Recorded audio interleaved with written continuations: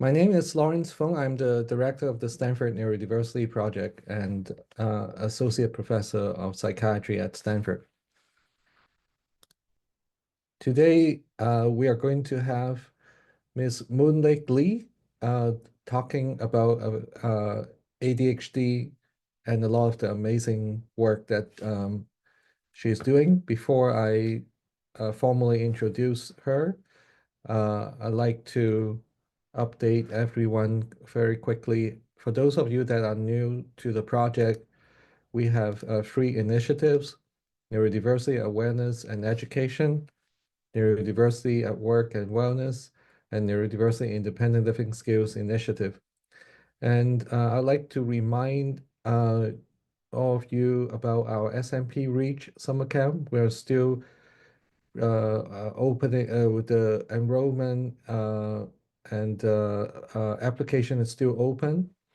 And also we have the CBT apt uh, course that is also open for any interested individuals to register. So SMP Reach is a 2-week summer camp for high schoolers. It's going to start this summer. The hybrid version is going to start on July 7th. The in-person component is going to start on July 21st. This camp has attracted a lot of students, hundreds of students every year to apply. And every year in the last couple of years, we have been accepting about 100, 110 students, and they learn about neurodiversity, about universal design, and and also design thinking approach. They spent 2 weeks to learn how to do a neurodiversity advocacy project. And the last couple of years, we have been seeing really amazing results from the students. So if you have a high school student in your home that would like to learn more from this camp, scan the QR code and learn more about it, and maybe they want to apply. Or if you're a high schooler, you're welcome to apply if you're interested. We also have the cognitive behavioral therapy for autistic adults provider training offered to the community. Myself and Dr. Valerie Gauss are going to again teach mainly mental health providers and healthcare providers on how to work with patients on the autism spectrum. In the last couple of years, we also have trainees as well as individuals in the neurodiverse community joining us as well. So please consider this opportunity. And then now it's my pleasure to introduce Ms. Moonlake Lee. I'm going to stop share here. Moonlake is the founder and director of Unlocking ADHD, a registered charity and social service agency in Singapore. A late diagnosed ADHDer and the parent of a young adult with ADHD, Moonlake combines her lived experience and ADHD strains into the work she does with Unlocking ADHD. In her professional life, she has been a lawyer, healthcare marketer, investor, mentor, runner, and community builder. Moonlake's education and careers span the United States, Canada, and Singapore. She was a finalist of the Straits Times Singaporean of the Year 2022 and an awardee of the inaugural Singapore 40 over 40 Inspiring Women in 2021 in the Social Contributor category. Moonlake is a member of the Clinical Practice Guidelines on ADHD work group that will look into developing and implementing evidence-based clinical guidelines for adult ADHD in Singapore. She's also been an invited speaker and panelist for ADHD conferences in webinars in Malaysia, USA, United Kingdom, and Hong Kong. Welcome, Moonlake. The floor is all yours. Thank you so much. I'm really honored to be here today, and thank you for joining me. I'm just going to share my screen. Just give me a second there. Okay, we're all good. Um, Thank you for joining me today. I'm going to be sharing about the community approach to managing ADHD and specifically the Unlocking ADHD journey. The interesting thing about today's event is that it's pretty ambitious. In a really short amount of time, we're going to try to cover a whole bunch of different things, and I'm, happy to hear your questions. But ultimately, it's a journey of hope, resilience, resourcefulness, and gratitude. What you're going to be hearing the next couple of minutes is a story of a ground-up charity in Singapore, started by an ADHDer, staffed by ADHDers to support ADHDers and their families.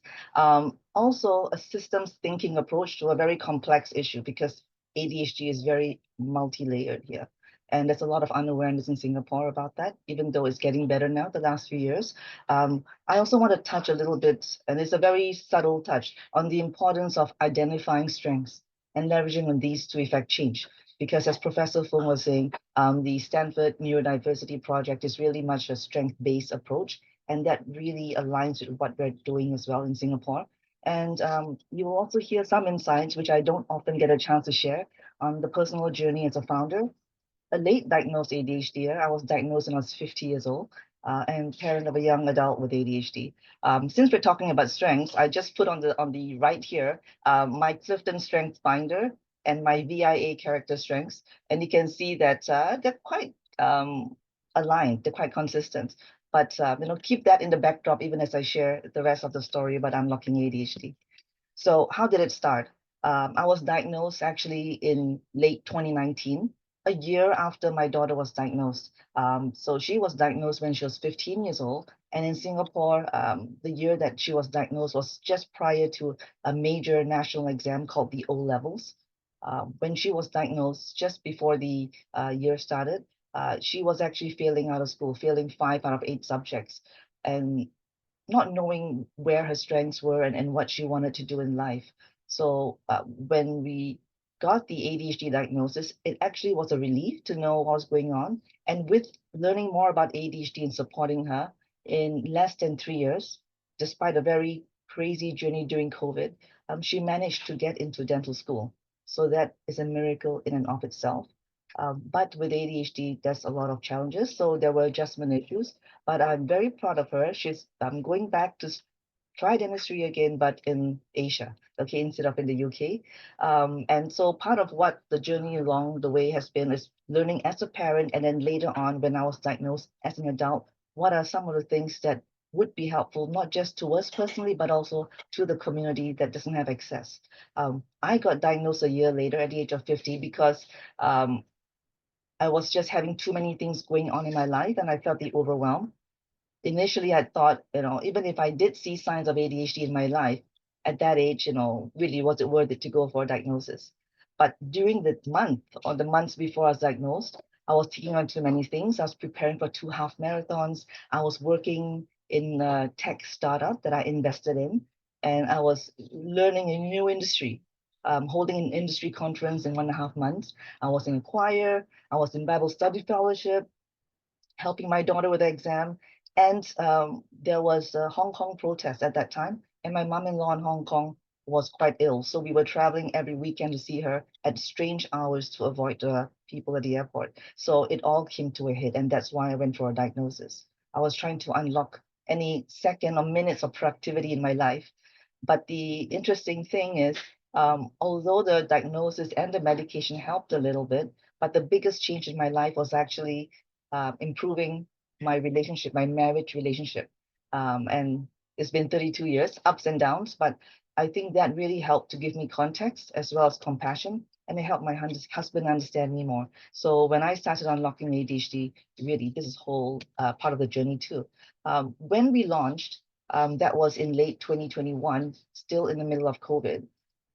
One of the opportunities that came our way was to an audience to meet the folks from the Ministry of Health in Singapore. It was just a month after I launched Unlocking ADHD in October 2021. And in Singapore at that time, there was also an increase in anxiety and depression among the population. So the government had come up with interagency committee to look at mental health and well-being, headed by the Senior Minister of State, Ministry of Health.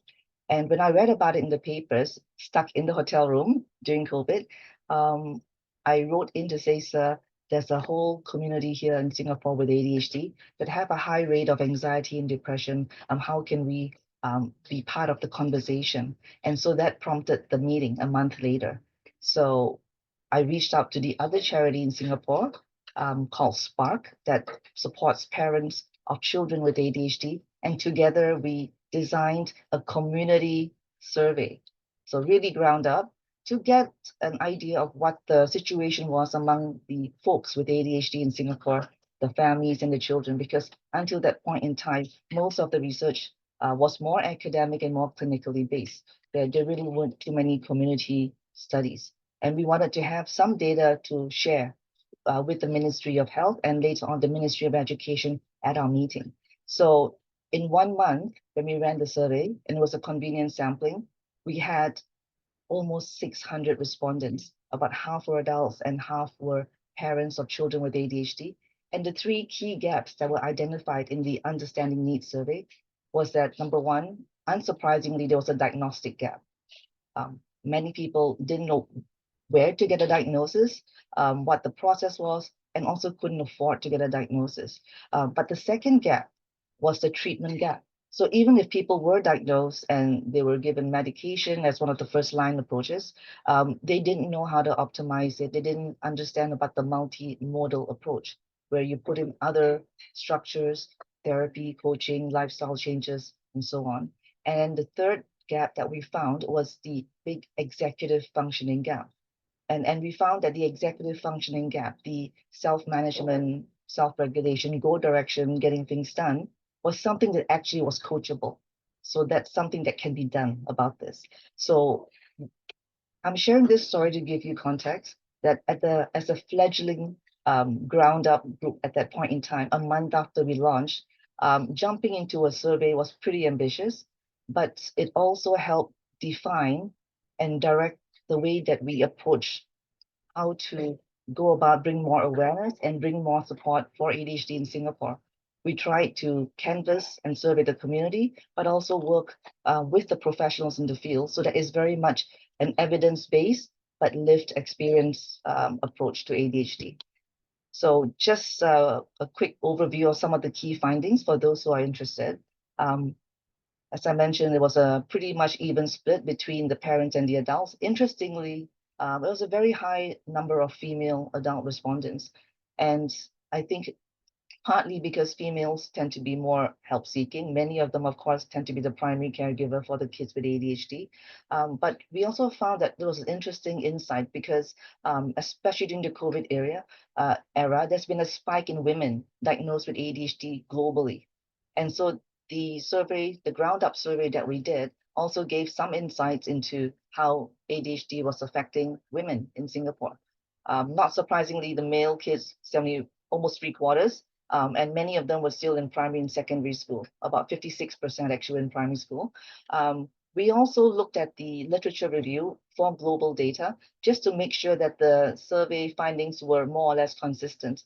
And it did show a very high comorbidity rate. About 88% of the adults who responded had one or more other conditions on top of ADHD, and 72% of children. And the most common were depression, anxiety, what we call special education needs. Autism spectrum disorder, dyslexia were very common, and surprising, there were sleeping issues and also eating disorders. We also found that the executive function challenges were pretty high, significantly more than 50%. And in terms of coping with daily life, and remember, this was late 2021, so still in COVID, 1 in 2 adults and 1 in 4 children were not coping well. What we've used in the data, and I summarized into the 4 points here, is something that guides our programming. We found that 79% of those who responded had negative impact in their family relationships, whether it's parent-child power struggles, marital issues between the spouses, and 79% actually is quite alarming, is quite high. And so one of the core approaches for unlocking ADHD is how to strengthen ADHD families. We also found that almost 70% of children had trouble progressing in school, and I've experienced it in my own life too about that. 43% of adults have trouble maintaining employment. And for unlocking ADHD, about 70%, sometimes even 100% of our team are neurodivergent. And we've seen also some of the issues there. 42% bullying, social exclusion. Again, for those who have done some research in this area, these are not surprising numbers. But for Singapore, I think as we're still getting more awareness to put everything in one place, I think that was something new. Just to share a little bit more about unlocking ADHD, we found that many ADHDers struggle with symptoms impairing relationships because of the emotional dysregulation and the underperformance part, whether it's in school, work, and life, and ultimately lost potential. So that is our problem statement for why we exist. And what are we trying to do? The vision really is to bring hope to families with ADHD who, because of the daily struggles, can't see the light at the end of the tunnel. Was also to bridge the gap at that time in Singapore that still exists, but is better today, of information, support, and access, particularly local resources. And ultimately, when we do that, we're actually helping to boost social mobility, to help people access the tools, the peer support, and opportunities to help them live a better life. So our mission is to empower ADHDers and their families to live life to the fullest. I break it down into 3 parts. Empowering, because it's a neurodevelopmental condition. Most of us have it in our DNA, and it's hard to change your DNA. But what we can change is how we understand the condition, embrace it, and change our response to circumstances and the environment. And that can actually change our outcomes quite significantly. So that's why it's the empowering part. The second part of ADHD is in the families is because we do know there's a genetic link. It runs in my family. And many of the adults who are parents in our community were diagnosed after their children. So it is important to get the message out there so that we can have screening. Because I always use the airplane safety video analogy. Put the oxygen mask on oneself before on the child. So since ADHD sometimes can be consistently inconsistent, as a parent, if we really want to give our child the best support, the best way forward, if we have ADHD and it's affecting us in how we parent and in other parts of our life, it's important to take care of that self first. And the last part, life to the fullest, we adopt a strength-based approach to managing ADHD, positive psychology. So for ADHD, since we are, the wiring is more of a interest, novelty, urgency based, we tend to focus on our interests and really zoom in on that until we become mini experts in whatever area that interests us. So how can we turn that into strengths? So that would give us the small wins and build the resilience. So that's what we're focusing on, so that we can thrive that way rather than focus too much on what we don't have and all the deficits. I think it's important to address challenges, but let's focus on the strengths. And we're using the 4 pillars of awareness, which is always the base, accessibility, which is access to mental health professionals who understand ADHD, access to community support. We have an online support group in Singapore on Facebook and on Discord, about 3,900 on Facebook, 1,000 plus on Discord. Achievement is to how can we equip folks with the tools so that they can experience those small wins, because those build resilience. For those who are into sports, we always know the idea of the personal record or the personal best. 1 second faster is something to celebrate because it's the base for the next 1 second faster. So we want to do that for the community. And finally, advocacy. And it's not just advocacy, whether it's government, workplace, school, at home, but it's self-advocacy. So when we understand ourselves and our wiring, we can better articulate areas of strength and also areas where we need more support, and then full circle to self-awareness. So as I mentioned, at the core of what we're trying to do is to strengthen ADHDers and their families.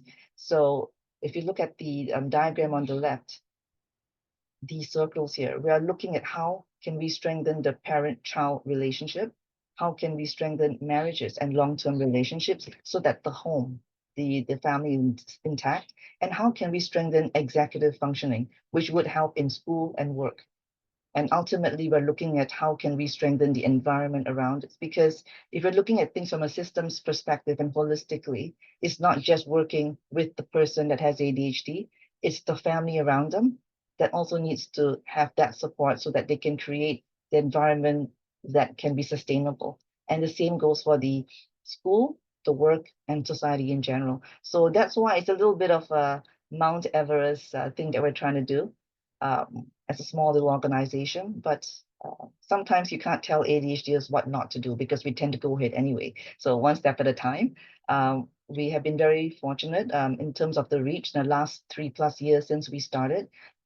Because we were founded during COVID, we started off virtually, but we now are blessed to have a physical office given to us rent-free by a major charity supporter in Singapore called Singapore Pools. Over 35 webinars. We've done workplace and school talks.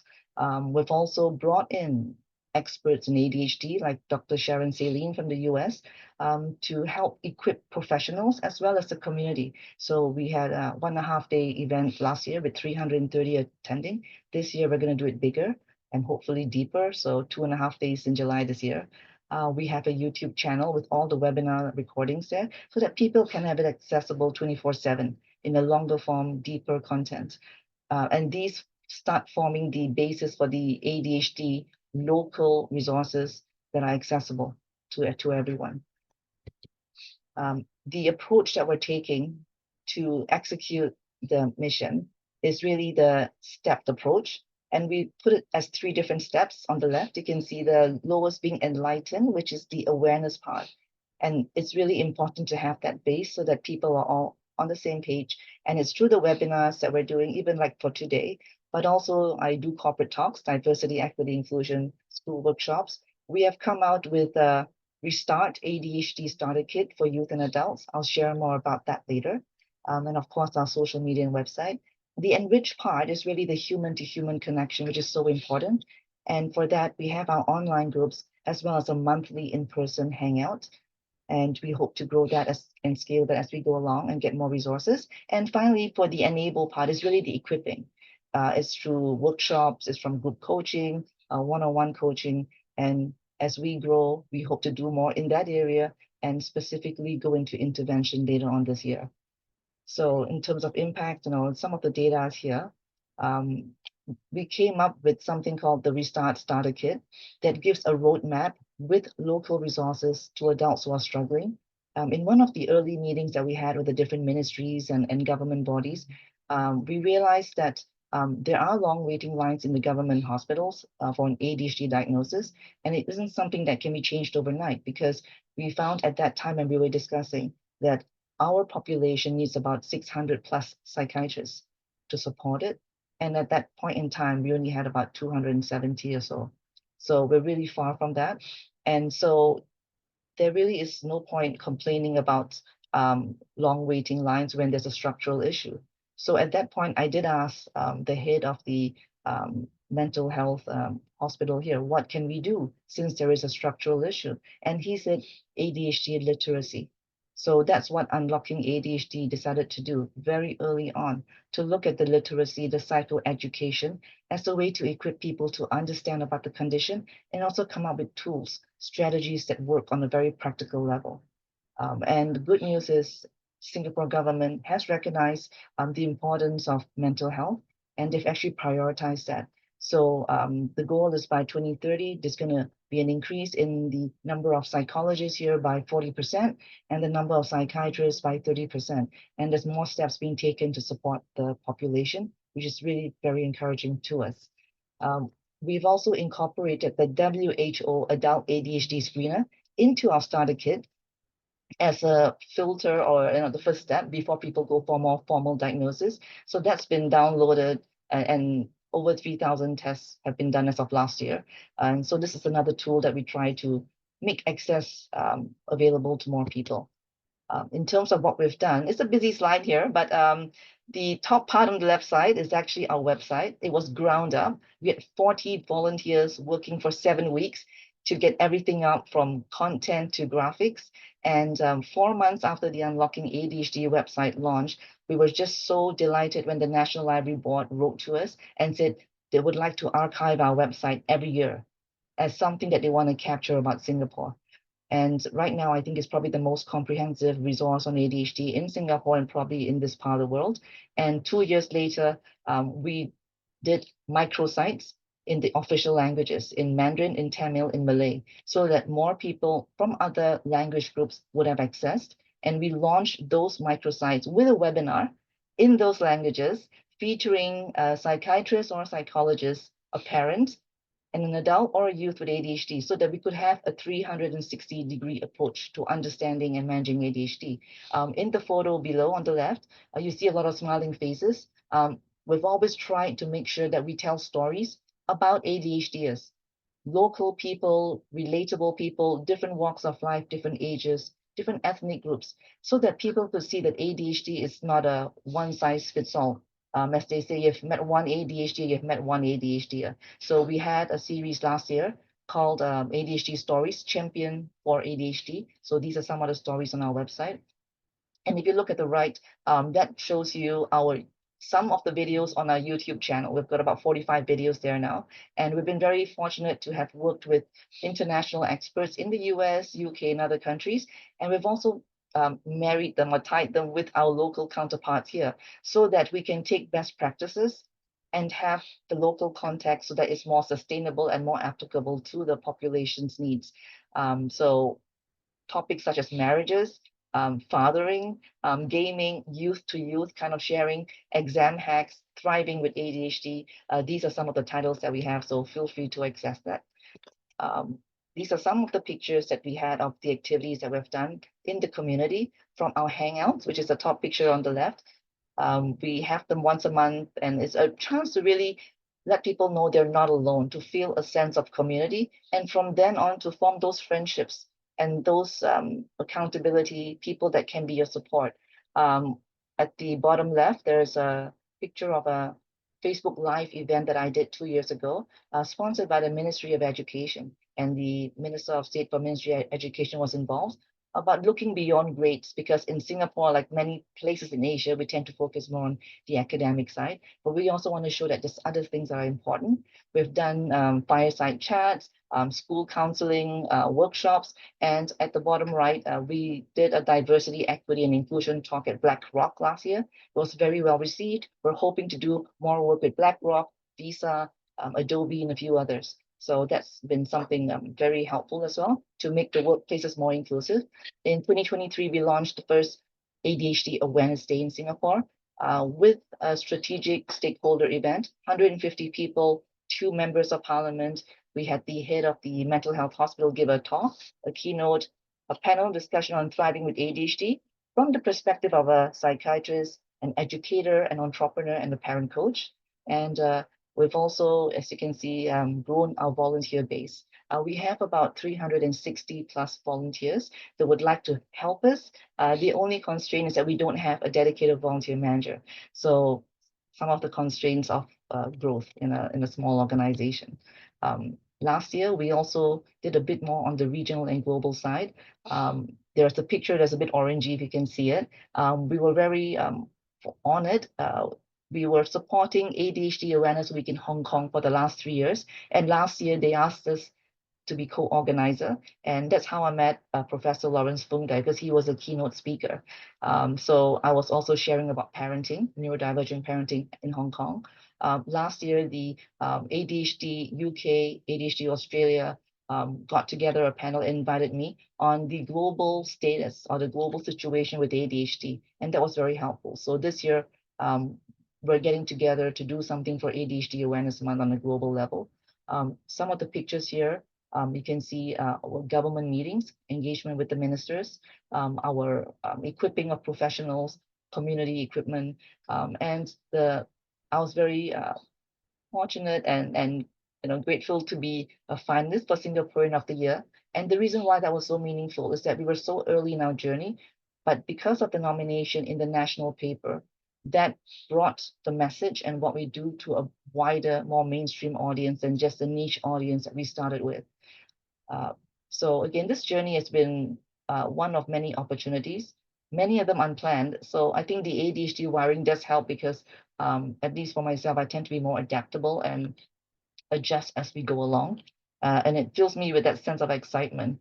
At the bottom right, the longish picture is earlier this year in January, the ruling party of the government launched a mental health group so that they could understand the different aspects from the community in a across the ministry kind of perspective. So that was our meeting where we were discussing what are the things that we should consider in having a workplace fairness bill. So I was very happy to be part of that group there as well to give the input.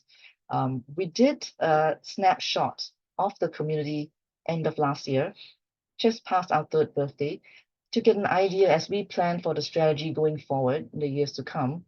What kind of impact or difference have we made in the last 3 years?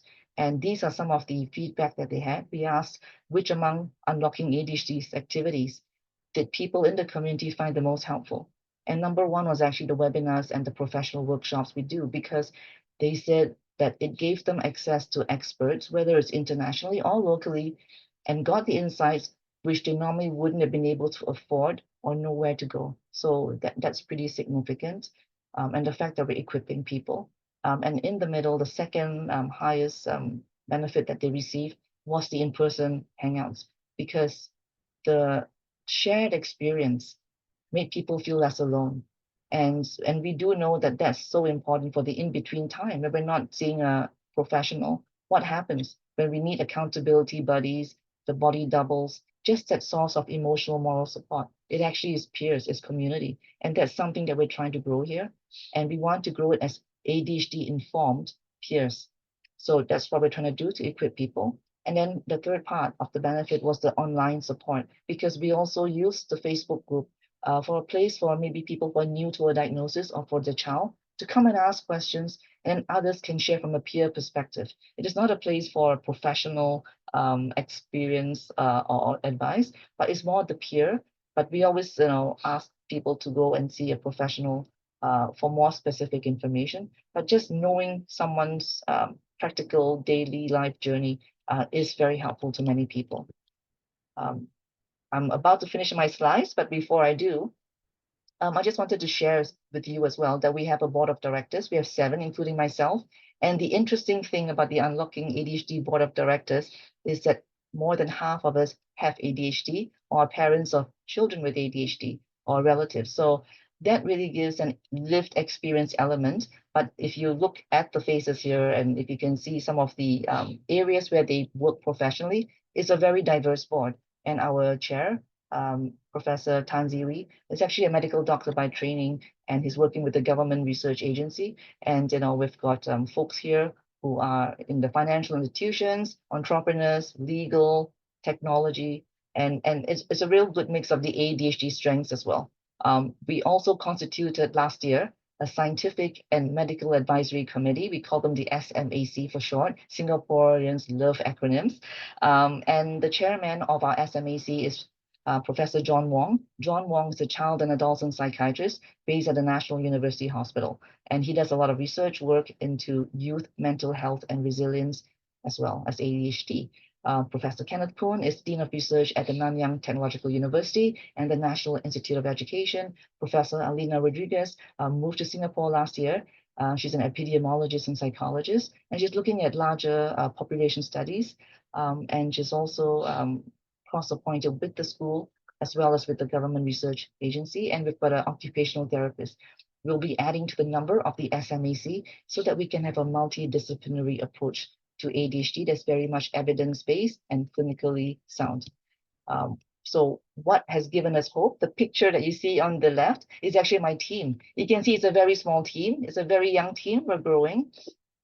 And what gives us hope is, as I mentioned earlier, the government's priority on mental health. I've been personally very amazed and surprised at how open people have been, in different parts of government to meet with us, when we asked. And the government's national mental health and well-being strategy is also looking at a tiered model of care, and the lowest tier being a community tier, which is where we're hoping to also make the impact. I talked about the mental health group earlier, and our clinical practice guidelines on ADHD is about 11 years old. So there is a working group right now to look at the best practices worldwide and seeing how we can update it to also include adults and preschoolers. So I'm very fortunate to be part of that committee on the adult ADHD side.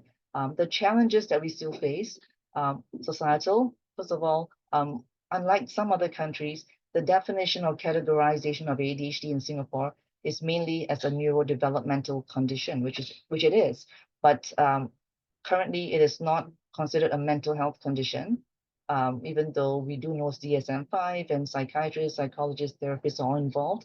It is not considered a disability.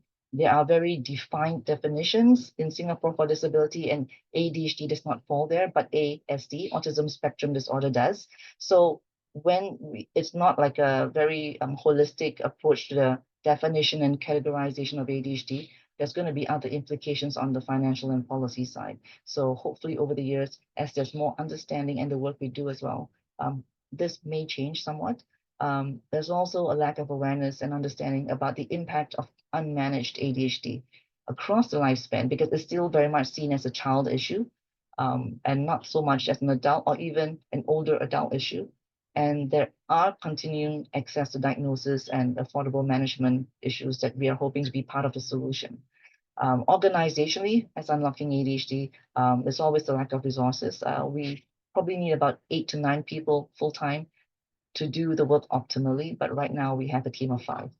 So we are wearing multi-hats. I've been working the last 3 years, 90-hour weeks unpaid, so that I can fundraise to support the team and grow the team. This year, my focus on self-care, so important. So I'm, got a very experienced general manager to help to do more of the day-to-day running, so I can take care of and get some white space for myself. So still working on that. And because our team is predominantly neurodivergent, there's also that stretching that sometimes can lead to overwhelm. So what we're trying to do internally as well is the support for each other as members of the team, because we realize how interdependent we are on each other. My last slide here, what are the learnings from the journey so far? Number one is really to embrace the wiring. And my particular wiring and the way ADHD displays in me, the neurodivergence, is I tend to be opportunistic. That probably is the impulsivity part as well. And so when I see opportunities, there is a tendency to jump into it. I'm learning to also hold back a little, sleep it over. But it is because of this opportunistic tendency. And that's why we've managed to also grow so quickly, to see the patterns that maybe others have missed and see where we could come in and leverage on support. The high energy definitely helps because that's a lot of work. And I do get tired sometimes, but I think my threshold is higher. And I'm also very missional. And I read somewhere that a lot of people with neurodivergence have a strong social justice element in their lives. And I think it's something that we can actually tap on for good. And in Singapore, many of those that I know who are neurodivergent actually have started social enterprises and charities. And I think that's something that we don't often talk about. And I think that's a positive contribution to society. And the missional part actually keeps us going when things get tough, as they inevitably will. Identify strengths organizationally and also personally to keep going. As I mentioned, for Unlocking ADHD, we're really trying to combine the evidence-based, but also the lived experience, because evidence-based alone could be very theoretical. Lived experience alone could be very subjective. So it's really having the comprehensive approach, 360 degrees. Again, the international expertise and the local context, so important, because if we're still developing in this area, having the benefit of best practices helps us to get things done faster, but having the local context is important to make it something that can connect with people and actually have that impact to our needs. What I always try to do, whether it's the webinars or the work that we try to communicate to people, is to have the different layering of perspectives. And then make sure there's always a practical element, because we always have trouble getting things done. Interdependence, really important when designing any program, any system or structure, because it's not just ADHDs, it's the family units that are with and also the environment. How can we touch all these in different aspects? We're looking more as we go up into multi-generational events so that we can get whole family on the same page, whether it's the webinars, whether it's the community events. and also the multilingual aspect, because Singapore has different ethnic groups and different mother tongue or official languages. Without the community, we would not have done what we've done so far. And I'm extremely grateful to all our early volunteers and even our volunteer board of directors who are with us, because they're putting in the time and the effort and the brain power to help us get this done. The survey that was done, I shared about, we also had volunteer researchers to help with this, to make sure that we were looking at things properly and having the proper conclusions. We've also had community members with professional training to help us co-create workshops and programs, and also step up to support each other in the online community. I found that reframing helps me significantly, because there were many challenging times in this journey, but changing the way I look at things helped me move forward rather than get stuck in a downward spiral. And I went for a training last year, and I learned the phrase shift happens when things don't go right. Shift the way I think. So that's a good memory trick for me. Gratitude, because again, what the journey has been with the support of the volunteers and others along the way has been nothing I could have imagined when I first embarked on this. And that gives me a sense of wonder. And I think that keeps me going. The self-work is important. I think when I first started, there was so much optimism and, a little bit naivety, I think, as well. And having challenges along the way taught me more about nuancing the way we look at ADHD as a condition, and also the kind of support that we want to give people, because everyone's at different stage of the journey. Taking ownership is important. So what I do in my own life is I'm on medication, but I've also gone for therapy. I have an ADHD coach, and I'm trying to scaffold and structure my life so that the lifestyle changes from the sleep, the exercise, the eating, and the community around me are those things that have helped me up in the times of struggle when I almost burned out. So I think it's important to walk the talk as a leader, as well as test out all the things that we read about so that we know what works and what doesn't. And finally, the ownership. We talk about the phrase that is commonly used sometimes. ADHD is an explanation, not an excuse. And I just want to nuance it. Explanation, because it gives people context. It gives us context about why certain things are the way they are. But it also shouldn't be used as something that says, I'm like that, take it or leave it. I think, though, that because we are at different stages of our journey, some are going to be having so many struggles right now. It is hard to do that, and that's fine. We give them that space. But for those that are a little bit more stabilized, I think we should learn more and equip ourselves. And so Unlocking ADHD wants to be there to do that for people. And finally, humility. I've fallen down so many times flat in my face. It's refined the way I understand life, understand ADHD, myself, and also other people around me. So I'm thankful for all the teachers along this road that I've had so far. And, check in with me again the next 1 or 2 years, and let's see where we are. And if you'd like to get in touch, I'm active on LinkedIn. You can scan the QR code to see some of the other resources that we have. My email is there, and so is my LinkedIn. I'm just going to pass the time back to Professor Fung right now. Thank you so much, Moon, for sharing such a inspirational journey. It is really amazing that you have achieved so much so quickly. Have you ever thought about what if you receive a diagnosis 20 years ago? What would that look like? I try not to do the what ifs, because sometimes what ifs can go both ways. Either it can be like, oh, like you have all these dreams, but in fact, you have to come down to earth, right? Or worse, it could actually put someone in a downward spiral. We do know that for those who have a late diagnosis, there's a lot of grief and anger and sometimes sadness, depression, because of what could have been. So I prefer to look at where I am now and how much more I can do in the years ahead. And we do know that we're living longer lives. So let's make it quality lives, right? Joyful lives, productive lives.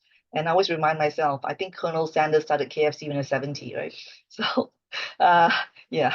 So Yeah, Look at the present, look at the future, right? Learn from that the past, that's but don't dwell on it. that's very positive psychology approach that you're taking. There are a number of questions for you. Um, the first question is, actually, is there any way undergrad students can be involved in SMP? I'll just put the email address for that attendee to use. Benji is asking, have you found any problems with framing ADHD support as DEI due to Trump's recent rise to power? Interesting question. I'm based in Singapore, so I probably shouldn't comment too much on American politics. I think it may have affected in terms of some of the multinationals here, but I think fundamentally the last few years, in the corporations I've worked with, to share about diversity and inclusion, I think there's a real sincere interest to want to understand and also to want to create opportunities. And I'm seeing this. And I think that has started regardless, because many of it is people's individual conviction. So whether it's framed officially as a DEI or not, I think as long as people individually have that conviction and want to do something in whatever position they have, I think we're still on the right track. And then Vicky would like to ask, do you think that teaching self-acceptance and self-efficacy skills in childhood may be one of the most important factors in creating a strong self-identity in ADHDers who may be more at risk of the comorbidities you mentioned? Um, yeah, so your work is really wonderful. Thank you. Yes, I do think so. And that's one of the things I actually regret because, as I mentioned, I'm a parent as well. And because of lack of awareness about that, I think there could have been more things that could have been done by myself as a mom to focus on my children's strength. And, when they did get in trouble with schools, like Mrs. Chang, your kid didn't do the homework, didn't do her corrections, your kid didn't bring her things to school again, and all those complaints that I got at the parent-teacher meeting, I was full of apologies. But what about the advocacy about trying to protect my kid, trying to give her the environment that would give her that self-confidence to know what she was good at. I didn't know that because we tend to just go to along with the flow of what's around us. And that's why in some of the work I do, speaking with parents and sharing with them on my experience, I would say, get to know your child, see them as who they are and not just the performance. And if they can accept themselves and the strengths, and we talk about the VIA character strengths as one of the tools that could be used to show our children what they have that's inherently wonderful about themselves. I think those things are the ones that create that baseline of the positivity that can be some insulation, when there's a lot of negative stuff going on. And I wish I did that more for my kids, but it's never too late. So, doing it more. And I think we have a fantastic relationship, my two daughters and I, but I wish I was more there for them when they were younger. And I'm trying to prevent this for more people out there. So yeah, thank you for asking that question. Next question is, what is the age group of the Hangouts and how do you advertise? Okay, the Hangouts range, we've had a lot of students, mainly university students, working adults, and we've had some of the older folk come too. A couple of times we had parents come with their adult kids, so that was pretty cool. How do we advertise? Well, it's local. So we do talk about it in our Discord server and our internal Facebook. The reason why we don't do it public media is because right now we're meeting in a cafe. The owner has kindly agreed to host us, and the limitation is space. We only have room for up to 25, 30 people. So that's why it's not widely advertised. But please join the mailing list. Okay. Vicky has another question. Do you integrate any psychoneuro immunological research into your framework? Some research indicates inflammatory markers may have an impact on ADHD symptoms. Thank you for the question. Right now, we don't, because again, we're still very much very young as an organization. But for the research, because we have a scientific and medical advisory committee, certain areas where it touches into the clinical or the research side, we would always have that discussion with them and let them guide us along the way in terms of our programming. The next question is, could you share more about the tiered model of care? You mentioned community support as one tier, and I'm interested to hear how you define the other tiers. I think there were two tiers we're talking about. One tier was the way we approach the programming or the work that we do for unlocking ADHD. And we had the 3 E's, the enlighten, the enrich, the enable. But if you're talking about the government tiered care, the step down model, the tiers really are, at the most acute level, it's the tertiary care, the hospitals, the specialists. And then there's the middle tier where it's probably down to the general practitioners, maybe the therapists in the community. And then at the lowest tier, it's really the lay people that are being equipped to be facilitators and peer support. And there's a lot of programs right now to put all these skills in the hands of the community. And we are hoping to be able to do that as the time goes this year and next year, to put ADHD specific tools in the hands of the community so that they can step up and help each other. Wonderful. Then Rob Balusik has this question. If you had a magic wand, what would be the one thing that could help ADHDers the most? I love your question, Rob. It's a difficult one, even though it doesn't look difficult, because I want to do too many things. I think what would be the most important thing that could help ADHDers is really to understand themselves and their strengths.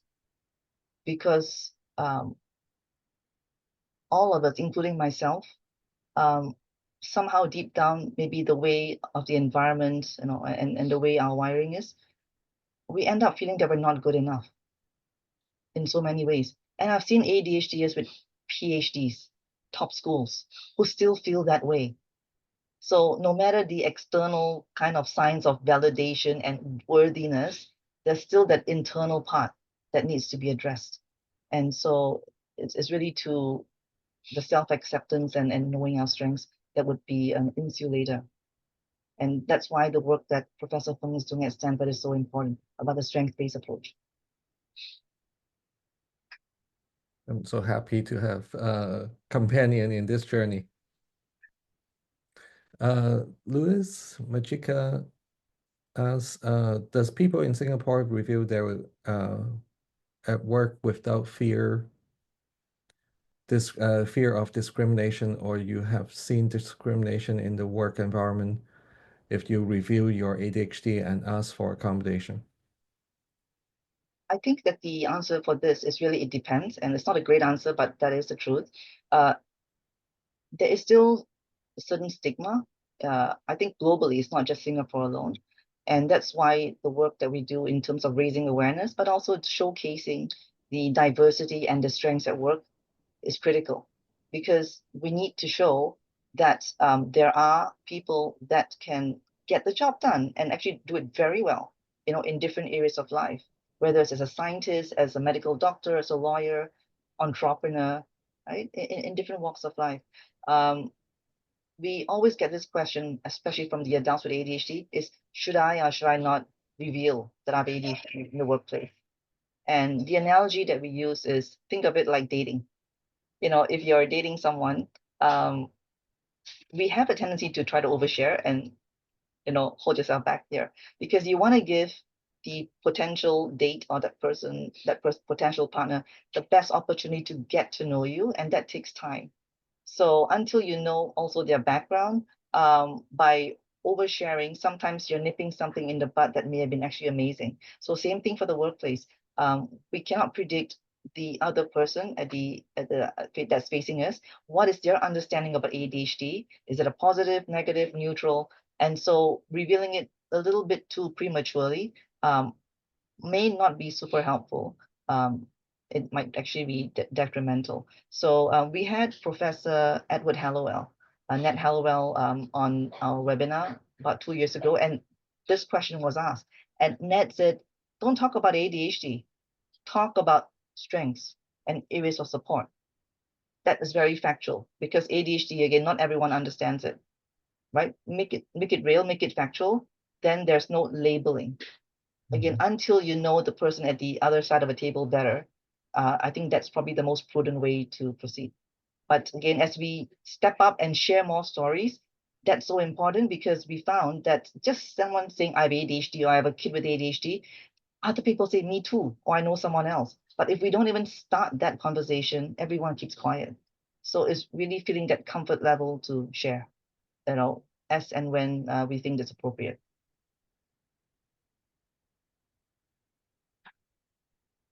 Esma Shimim said, I'm an ADHD researcher, and ironically, I have found that my son has ADHD as well. But I'm very hesitant to get an official diagnosis due to stigma.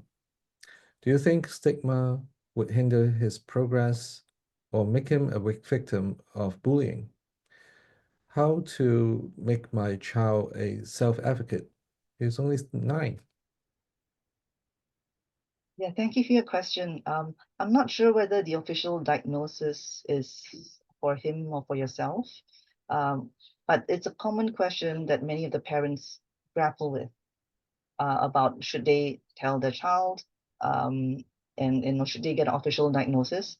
And so far, at least based on my observations and also what I've read and also speaking with the community, we need to own the diagnosis. A diagnosis provides clarity. And in pretty much every country in the world, I think, a diagnosis, especially by a psychiatrist or a pediatrician, also enables you to access prescription medication, which is first line in many cases to help manage the chemical imbalance for ADHD. So without the diagnosis, there's one avenue of management or support that is being cut off. Second thing, when my daughter and I were diagnosed with ADHD, having that name or that condition took away the mystery, the intangibility of knowing what's going on. And it helped us to actually search for tools, for support, for other resources. And so what I usually share with folks is, let's own the label. I'd rather have an ADHD label that helps me access a community that is on the same journey as me, helps me access resources, than not know what I have or not say it out. And people think I'm lazy, I'm unmotivated, I'm all kinds of other negative stuff. And for the child themselves, I think if we have that positive attitude and look at the strength base, even though we do, again, address the challenges and support with that, owning that would make that person or that child stronger inside than not knowing what is going on and hiding it from them. I think it's important to, again, go through things like the VIA character strengths and other tools to help them understand themselves better.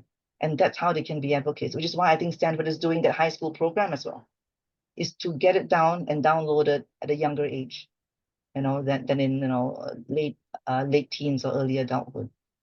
So self-advocacy is important. Thank you. And then Lynn has this question. Can you please share more with your daughter's exams and testing into dentistry? The preparation, did she know what she was interested in?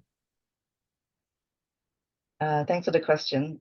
I think in her journey, there were a couple of things that worked well. Definitely the diagnosis helped significantly. The medication did help. But one thing that we always share with others too is that ADHD medication is really the calibration and titration. Many of us are used to taking other types of medication that once you take it, it does the work right away. And so there's little understanding and patience expected, to do with ADHD medication and finding the right dosage and timing and all that. So that's important as medication. And I always say medication is a bit like wearing a pair of glasses. You take it on to help you see better and read better and learn. But once you take it off, you're back to square one. So there needs to be other stuff on top of medication, like therapy and coaching. And in my daughter's case, she had an executive function coach, because many young folks, even ourselves sometimes as adults, we are not having the full set of skills when it comes to executive function, planning, organizing, managing emotions, and so on. So these are pretty critical, especially in the academic and workplace. And so having that coach helped her prepare, and that gave her a little bit more security. In terms of how did she know what she was interested in, the school that she went to gave them an aptitude test, a career aptitude test. So again, that goes back to strengths, right? Knowing oneself. So that's pretty important too. I hope that answered your question. Okay, and then Luz Majika says, congratulations for your fantastic work. You are changing many lives. Thank you for the encouragement. And then another attendee is asking, do you conduct workshops for ADHD teenagers to understand about their condition, knowing how they are different and how they can manage the condition? Yes, and I would love to do workshops on that. What we're trying to do is actually have a cohort of youth that understand ADHD, embrace their own ADHD condition, and know about the tools, because I think that from the youth to youth communication, that is more powerful than a professional to youth or a parent to youth. What we're trying to do going forward is also having one of the programs that we're having in 2025 is actually supporting parents of tweens, teens, and emerging adults, because we find that many of the supports given are for those with younger children. And as a child grows, the ways that the parents would interact with them and support them is going to be different. And we don't have enough of this kind of resources and information. So I am just a heads up, next month, March 27th, Singapore time, Thursday evening, we are doing a webinar. So those who are not in Singapore can still access on strengthening parent-youth relationships. And we're going to be having Dr. Dan Shapiro, a developmental behavioral pediatrician, and our parent coach discussing collaborative problem solving on how we can improve our communications and also empower our growing adults to own condition. Then we have the last question here from, actually, we have two more questions. Jen Husak was asking, self-awareness and self-efficacy are vital for a successful transition to adulthood. Yet young adults are often resistant, wanting to fit in and not ask for help. Is there a promising practice that can help with this? That's a very good question. I think that there's still a lot of research out there that we are trying to digest and understand so that we can fashion programs that can address that. But in my own life, I think there's a certain ripeness or readiness that we need to acknowledge happens, especially for young adults. And even having all those deep conversations with my daughter, and she said that because of different stages of maturity and growth, a solution or a really wonderful kind of approach might have existed, but because of the maturity level, um, even having access to that at that point in the life may not have helped, just because the readiness wasn't there. So there are some things that, even though I don't always like to say that, but there's a certain ripeness, a certain right timing. But we should not stop trying to learn more and finding things that we can sort of put at the ready get go, when it's needed, and still create those conversations and the relationship strengthening that can then make the implementation or the introduction of all these at the right time smoother.